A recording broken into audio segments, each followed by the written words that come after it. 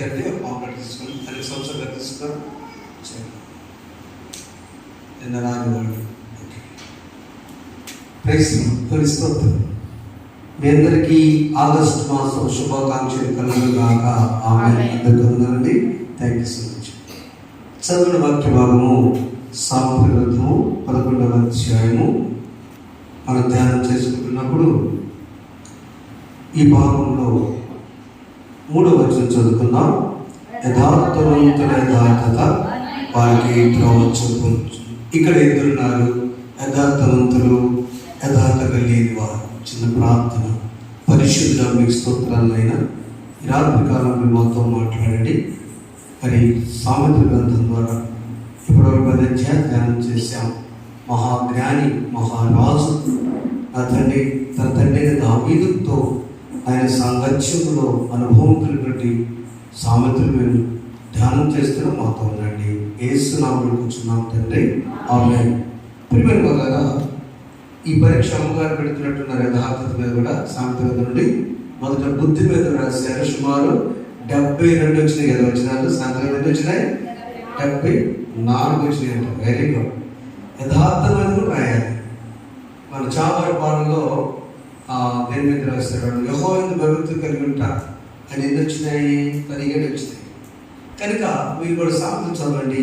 వరంగల్లో సిస్టర్ గారు సామెతలు మొత్తం 1వ అధ్యాయం 1వ వచనం నుంచి చివరి వరకు కూడా బట్టి పడుతుంది. మొదలాగా రాదండి రైస్తున్నారు.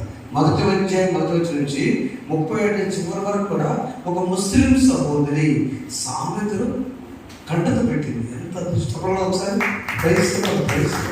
ముస్లిం సహోదరి సామెతలు వచ్చిన సామెత నా జీవితాన్ని, నా కుటుంబాన్ని, నా బిడ్డల్ని మార్చి ఏంటని సామెతలు చదివి చదివి చదివి ఇక మన సిస్టమ్ కూడా అయ్యా నేను పరీక్ష కోసం రాయట్లేదు కానీ సామెతలు నాకు చాలా ఆనందంగా ఉంది. దీనిలో 11వ అధ్యాయంలో యథార్థవంతులు, ఇంగ్లీష్లో ఇంటిగ్రిటీ అంటారు. యథార్థత మొట్టమొదటిదంటే యథార్థవంతుల యథార్థత వారికి త్రోవ చూపించును. 2వ 5వ వచనంలో యథార్థవంతుల నీతి వారి మార్గమును సరళం చేయ. మొదటేమో రూట్ చూపిస్తుంది, తర్వాత అసలు త్రోవ చూపించిన తర్వాత ఆ రూట్ని ఎట్లా పడితే అట్లా ఉందామో నీకు సరళం చేస్తే. గ్రంథం 7వ అధ్యాయం 3వ వచనంలో ఒక యథార్థత కలిగిన ఒక బిడ్డ, ఒక సహోదరి, ఆమె తను పెద్దల చేత దయపొందినదై రాజుగారితో ఒక మాట మాట్లాడుతుంది. అందుకు రాణి అయిన ఎస్తేరు, రాజా,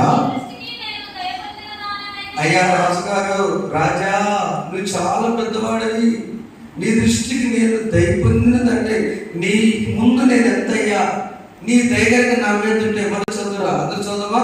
నీ దృష్టికి రాజా, నీ దృష్టికి నేను దయ పొందిన దాననైన ఎడల, రాజు అయిన తమకు సమ్మతి అయితే, నా విజ్ఞాపనను బట్టి నా ప్రాణము, నా విజ్ఞాపన బట్టాము నా ప్రాణాన్ని సొంతగా, నా విజ్ఞాపన బట్టి నా జనులను. ఆమేన్, ఆమేన్. ఆమె నీతి రూటు సరళం చేయడానికి రాజుగారు ఎలా మాట్లాడుతుంది? అయ్యా రాజా, మొదటిగా ఏముంది సార్? నీ దయ నేను పొందిన దాన్ని. అబ్బా, ఇదే యథార్థత కలిగిన వాళ్ళు ఎలా ఉంటారంటే వాళ్ళు రూట్ సరి చేసుకుంటారండి అంతే. ముందు మార్గం దేవుడు ఎట్లా చూపించాడు, త్రోవ చూపించాడు, ఒక రూట్ చూపించాడు. అది ఎట్లా కూడా సరి చేసుకునే బాధ్యత నీది.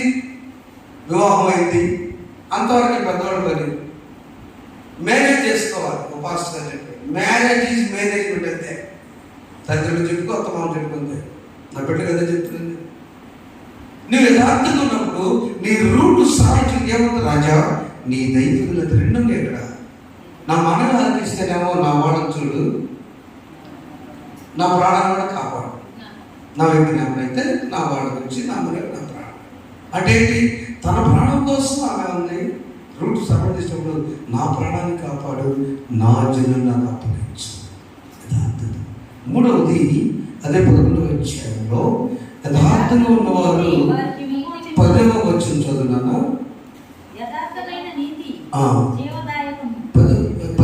నీతిమంతులు వర్ధిల్లుట పట్టణములకు సంతోషకరం. నీతిమంతులు వర్ధిల్లాలి. నీతిమంతులు ఒక్కడున్న పట్టణాన్ని ఏం చేయనన్నాడా అబ్రహాం ఒకసారి తన సహోదరి కుమారుడైన లోతు, అవునా, తన కోడలైనటువంటి లోతు భార్య పట్టణంలో ఉన్నప్పుడు ఆ పట్టణాన్ని చేస్తాడు. దేవుడు అన్నప్పుడు ఏమంటాడు తెలుసా? ఏమన్నాడు అబ్రహాం తెలుసా? అబ్రహాం ఏమంటాడు? అయ్యా దేవా, నా బిడ్డలు అక్కడ, నా కోడలు కొడుకు అక్కడ ఉన్నారు, వారు నశించకుండా ఉండాలంటే నేను సంతోషం. నీతిమంతులు ఎంతమంది ఉంటే బాగుంటుందని నువ్వే చెప్పావా? 50 మంది ఉంటే క్షమిస్తావా? ఓకే పో. డౌట్ వచ్చింది దానికి. 50 మంది ఉంటారు లేరు, 40 మంది ఉన్నాను క్షమిస్తావా? పట్టణం నాశనం అవుతావా? సరే పో బ్రహ్మ. చివరికి అయ్యా 30 మంది అయ్యా. చివరికి ఎక్కడా వచ్చాడు 10 మంది అయ్యా. అని ఉద్దేశం ఏంటంటే నా కోడలు, నా కుమారుడు ఖచ్చితంగా 10 మంది లిస్టులో ఉండాలి. అబ్రహాం విశ్వాసం ఏంటంటే నీతిమంతులు వర్ధిల్లాలంటే పట్టణానికి 10 మంది చాలు. ఆ 10 మంది అంటే నీతిమంతులు వర్ధిల్తే పట్టణానికి సంతోషం. నీ కుటుంబంలో, నీ సంఘంలో నాటి ఎస్టేట్ ఏ విధంగా చెప్పుకొని రూట్ సరి చేసుకుందో, యథార్థం కలిగి ఉంటే ముందు రూట్ తెలిపి వచ్చారు దేవుడు. ఆమె ఎవరు ఉన్నారా? నిజం చూస్తే ఎవరు లేదు, చిన్న. అలాంటి పరిస్థితుల్లో రూట్ సరి చేసుకుందామే దైవాన్ని క్రమంగా పెరిగింది, ఆమె దీవించబడింది. అబ్రహాము అంత విధేయతగా అయ్యా అయ్యా అయ్యా ప్రతిమాడుకున్నాడు. అదే మన ప్రార్థన. ఎందుకు చేయబడటానికి లేదు, ఎందుకు చేయొచ్చు పట్టుదల ప్రార్థన. కానీ మొదటిగా నీతిమంతులు కనుక ఉంటే వారు యథార్థంగా ఉంటారు, వారు పట్టణం అవుతుంది. ఒక్కడుంటే చాలా ఇది ఓటడు. మేమందరూ హాయిగా ఉంటా ఉంటారు. కొన్ని చూస్తామా ఒక్కదానింటే చాలమ్మా, మేము ముందుకి ధైర్యంగా వెళ్తాం. ఎక్కడి నుంచి వచ్చింది మాట? దేవుని యందు యథార్థంగా నేను బ్రతుకు జీవిస్తే నువ్వు ఇదే ఉంటావు. కుటుంబంలో కూడా 10 మంది లిస్టులో ఉంటావు. 10 మంది 10 మంది విశ్వాసం, 10 మంది కన్యకలు, 10 మంది దుష్టులు. ఎందుకు 10 అనేటువంటిది 2 అంకెల సంఖ్యలో మొదటిది. అవునా? 10 ఈజ్ వెరీ ఇంపార్టెంట్. 10 మంది ఉన్నా కూడా ఇక ఆడలేదు. మనము మన సంతోషం ఉండాలంటే 10 మందితో మంచిగా ఉండాలి. అది యథార్థవంతులే చేయగలరు. ఆ తర్వాత చూసినప్పుడు 8వ భాగంలో యథార్థవంతుల 11 చదవండి. యథార్థవంతుల దీవెన వలన పట్టణముకు కీర్తి కలుగును. ఇదే పరిస్థితిలో ఎస్తేరు గ్రంథం 20వ అధ్యాయము 15-16 వచనాల్లో అప్పుడు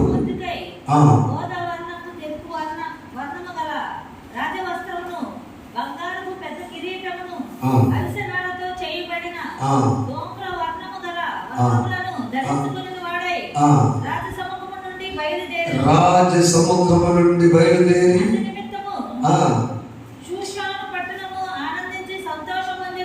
ఎంత ఆశ్చర్యము! ఎవరి నిమిత్తము? ఎవరి విషయం ఆలోచించింది? పట్టణము ఆశ్రయించబడాలన్నా, సంతోషించాలన్నా యథార్థత అవసరం. అంతే. ఎవరికి ఉంది యథార్థకి? అవునా? నీ స్కూల్ దీవించబడాలంటే యథార్థవంతులుగా ఎక్కడ ఉండాల్సింది. నీ సంఘం దీవించబడాలంటే యథార్థతాన్ని కాపాడుతూ ఉండాలి. నీ కుటుంబం దీవించబడాలంటే యథార్థవంతుల తండ్రిగా ఉండాలి.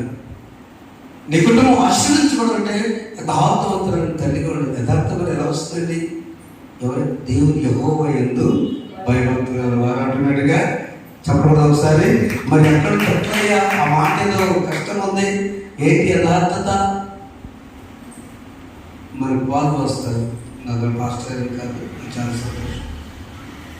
ఎంత సంతోషం! అన్నవాడు శాంతి ఎంత, రోజు అన్నయ్య అంతే, అన్నాడు అంతే. ఇంకో చోట అడిగితే గట్టిగా పూలు దగ్గర, వ్యాపారం దగ్గర ఒక ఆమె ఉంది. నేను 30 రూపాయలు తక్కువ ఇవ్వనండి, పట్టుకోవాలి 20కి ఇస్తారు, మీకు గుర్తుందని తెస్తా కదా. నేను చర్చికి వెళ్తాను, మా పాస్టర్ గారు చెప్పాడు, నేను 30 తక్కువ కష్టపడి కడతాను, మూర పైన వస్తే డబ్బులు లేకపోతే కొంతమంది 15 కూడా ఇస్తారు. నేను పొరటైతే ఇంటి పెట్టి దాన్ని ఇంట సరిపోతాయి, జాన్ వచ్చింది. అవునా? నగరంలో ఉన్నాను, నా ఇంటి కరెక్ట్ యథార్థత చెప్పింది. అయ్యగారు నా దగ్గర 5 రూపాయలు ఎక్కువ కరెక్ట్, కానీ నా కొలత మాత్రం చెప్పకూడదు. ఒకసారి ఆమె అంటుంది, నా దేవుడికి లెక్క చెప్పాలి, నేను రేటు తీసుకుంటాను. భక్తి జీవితంలో సామెతలు 11 చదువుతున్నాం వెళుతున్నప్పుడు మన కుటుంబాలు పట్టణాలు సంతోషంగా ఉండాలన్నా, దీవెనకరంగా ఉండాలన్నా, మొదటి దేవుడు కీర్తి చెందాలన్నా కూడా నీకు నీ రూట్ ముందు తెలియాలి, మార్గం తెలియాలి. 2 సరళం చేయబడాలి. 3వది ఒకటి నీవు ఆనందిస్తావు యథార్థను బట్టి.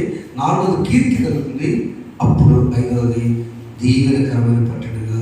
9వ అధ్యాయం 1 పదాలు చదవకరిస్తే కదా.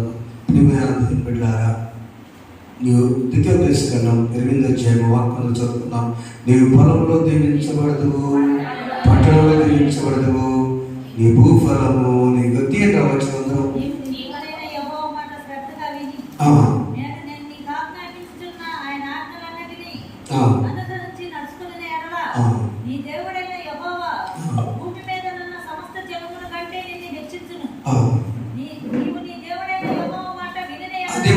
చదువుకున్నప్పుడు నీవు నీ దేవుడైన యెహోవా మాట వినగా ఈ దీవెనలన్నీ అందరూ చదవండి. ఈ దీవెనలన్నీ నీ మీదకి వచ్చి నీకు ప్రాప్తి. ఏం చేయాలి? సింపుల్, ఒక్క నిమిషం. ఏం చేయాలి? నీవు యెహోవా మాటలు అంతే. కష్టమా చెప్పండి? కష్టమా? దేవుని మాట పెట్టి కష్టమా? యథార్థత. ఒక మాట చెప్పినందుకు చేస్తాను, చాలాసార్లు చెప్పాను, వినేవాడికి మరలొచ్చు. మనకు కూడా మంచిది యథార్థత అంటే. మాకు అమ్మగారు నేను కాన్ఫరెన్స్కి వెళ్తే ఇంటిగ్రిటీ అంటే యథార్థత మీద కాన్ఫరెన్స్ చెప్పారు. అప్పటి వరకు కొంచెం చిన్న చిన్న అబద్ధాలు ఆడతాను, తెలుసు కదమ్మా సప్తాహ జీవితంలో. అది చెప్పిన ఎలాంటివంటే ఈ కరెంట్ డిపార్ట్మెంట్ మొత్తానికి అప్పట్లోనే పెద్ద పోస్ట్, డిఈ గారు చాలా పెద్ద పోస్ట్. ఇప్పుడు అసలు రాష్ట్రానికి పెద్ద పోస్టులో ఉన్నాడు. మన ప్రాంతం వచ్చాయంట, అదే సార్ నన్ను కలపండి అన్నాడు. కోపాడు, నేను ఎంగిచ్చాను, పిలిపిద్దాం దేవుని చిత్రం మీటింగ్స్ అని చెప్పాడు. Live witness. శ్రీకాకుళంలో నన్ను మీటింగ్ పిలిచారండి, వెళ్ళాను, మంచిది. అక్కడ లైన్లు కరెంట్ ఉంటుంది, ఇళ్ళ కరెంట్ లేదు.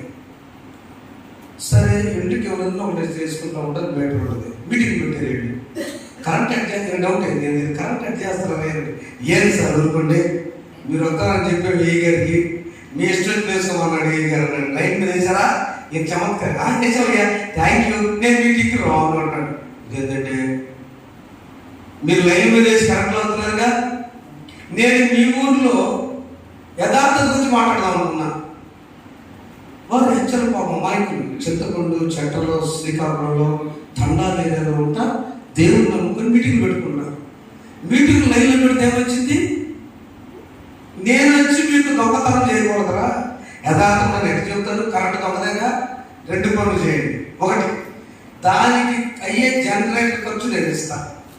2, టీడీ కట్టమని ఏఈ గారిని ఫోన్ చేస్తాను. అప్పుడు సెల్ ఫోన్లు ఇవ్వము. నేను ఏఈ గారికి ఫోన్ చేసి డీడీ ఖర్చు ఎంత అయింది, 250 రూపాయల, అప్పుడంతే 300 నేను కట్టమని చెప్పి అయ్యగారి దండం పెడతాం. మేము 300 రూపాయలు మేము కట్టుకుంటాం, మీరు రండి, ఇప్పుడు నేను వస్తాను. చెప్పలేదు ఒకసారి. అక్కడ ఉన్నటువంటి సంఘటనగా ఏడ్చి తన జీవితంలో ఆ మీటింగ్లో మారిపోయాడు. యథార్థత ప్రసంగం కాదు, యథార్థత అక్కడ ఆ మీటింగ్కి వచ్చిన ఆయన దగ్గరికి దేవుని భక్తులు మనం ఉండకూడదు అని చెప్పాడు. ఆయన చాలా జాగ్రత్తగా ఉన్నారు. ఉద్యోగస్తులు కూడా కొంతమంది టైంలో, డ్యూటీ టైంలో నువ్వు బయట చదువుకున్నా పొరపాటే, తప్పే. బయట తప్పదు, అవునా? నీ డ్యూటీ చేయాలి. ఎందుకంటే విశ్వాసంగా అబ్బాయి కొట్టి బడి కొట్టి చదువుకోదు. నీ లేచిన టైంలో చదువుకో, తప్పలేదు. నీ క్లాస్ నువ్వు యూత్ మీటింగ్కి వెళ్ళకూడదు బ్రదర్స్. నీ పిల్లలు నీకు అప్పచెప్పినప్పుడు వాడికి చెప్పాల్సిందే యథార్థత. అలా ఉన్నంటారు. నేను కూడా అప్పటి నుంచి బహు జాగ్రత్తగా, ఒకసారి కష్టం కదా, జాగ్రత్తగా ఇవాళ బాబుకి 8 సంవత్సరాలు అంటే ఏం చెప్పారు నువ్వు, మా అబ్బాయికి 4 అంటే అటు గురించి యథార్థత. అవునా? అటుకే తీసుకుని వచ్చాయి కదా, 15 రూపాయల దగ్గర, 13 రూపాయల దగ్గర యథార్థత కలిగిన వారి పట్టణము దీవించబడును గాక, వారి కీర్తి కలుగును గాక, వారి కుటుంబాలు దీవించబడును గాక, వారి మార్గం సరళం చేయబడును గాక, వారి సమస్యలు దేవుడు జవాబు దయచేయడు గాక. తలవంచని ప్రార్థన చేస్తున్నాం. పరిశుద్ధ మీ స్తోత్రాలు. విన్న వాక్యాన్ని పెట్టి ఫలింపచేయండి. ఎస్తేరు ఏ విధంగా దైవమైన దేవుడో అలా దైవమైన దానిగా చేయండి. మా జీవితాలు మేము కూడా మీ యందు భయభక్తులు కలిగిన వారుగా ఉండి, లోతు తన భార్య ఏ విధంగా అబ్రహాము ప్రాంతం ద్వారా యథార్థవంతులు ఉండబట్టి, నీతివంతులు ఉండబట్టి ఆ పట్టణం ఉన్న తండ్రి నశించకుండా ఉన్నదో, అలా మేము మా కుటుంబం నశించకుండా మేము నీతివంతులు గ్రహించి యథార్థ కలిగి ఎస్తేరు దైవదై తన బట్టి ఆయన మార్గం సరళించబడి రాజుగారు సైతం ఆయన సంతోషించినట్టుగా మమ్మల్ని బట్టి మా కుటుంబాలు సంతోషించే వారిగా చేయండి. యేసు నామములో కూర్చున్నాము తండ్రి, ఆమేన్. God bless you. అందరికీ వందనాలు. ఈ సమయంలో మరి చిన్న ప్రార్థన, దినాల ప్రార్థన చేద్దాం. ఆ కానుకలు పెట్టుకుందాం. రండి.